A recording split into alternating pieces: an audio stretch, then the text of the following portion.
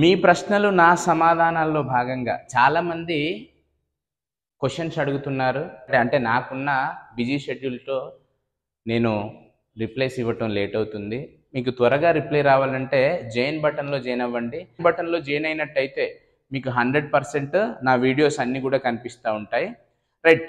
అయితే ఈరోజు కనుక చూసినట్టయితే ఒక అతను కామెంట్ రాశాడు ఏంటంటే, రాజ్యాంగం ఎన్నిసార్లు సవరణ జరిగింది, ఏ ఏ విషయాల మీద సవరణ జరిగింది వీడియో చేయండి సార్ అని రాశాడు. రైట్.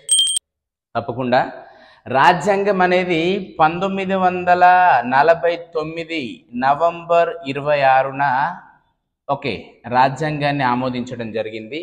రాజ్యాంగాన్ని పూర్తి స్థాయిలో ఆమోదించినటువంటి రోజు 1950 జనవరి 26న పూర్తి స్థాయిన రాజ్యాంగం అనేది అమల్లోకి రావడం జరిగింది. అంటే 1950 పూర్తిగా అమల్లోకి వచ్చింది రాజ్యాంగం అనేది.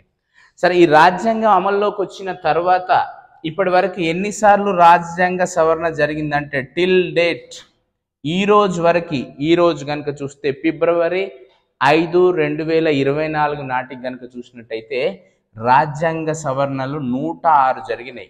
ఈ రోజు వరకు రాజ్యాంగాన్ని 106 సార్లు సవరించడం జరిగింది. రైట్.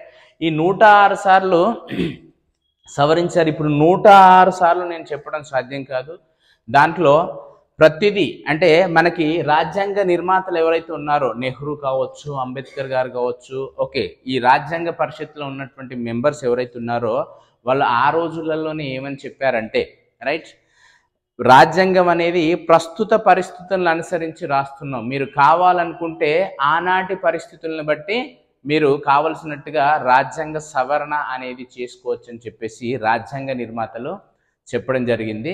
రైట్. లాస్ట్ వన్ కనుక చూసినట్టయితే 106వ రాజ్యాంగ సవరణ కనుక చూసినట్టయితే ఇది దేని గురించి చెప్తుందంటే, మహిళలకి 33% రిజర్వేషన్స్ చట్టసభలలో అంటే లోక్సభలో మహిళలకి 23% రిజర్వేషన్స్ కల్పిస్తూ తీసుకొచ్చినటువంటి బిల్లు.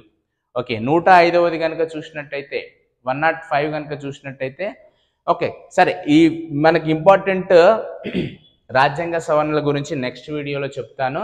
రైట్. ఇప్పటి వరకు అయితే 106 సార్లు జరిగింది. ఒకవేళ మీకు పూర్తిగా వీటికి సంబంధించిన మెయిన్ కానీ లేదా మొత్తం సవరణలు కానీ కావాలంటే మీరు జాయిన్ బటన్లో జాయిన్ అవ్వండి. నేను దానికి సంబంధించిన పూర్తి వీడియోస్ ఎవరైతే జాయిన్ బటన్లో జాయిన్ అవుతారో వాళ్ళకి మాత్రమే వచ్చేలాగా కొన్ని వీడియోస్ చేస్తున్నాను. అది మీకు వర్తిస్తుంది జాయిన్ బటన్లో జాయిన్ అయినట్టయితే.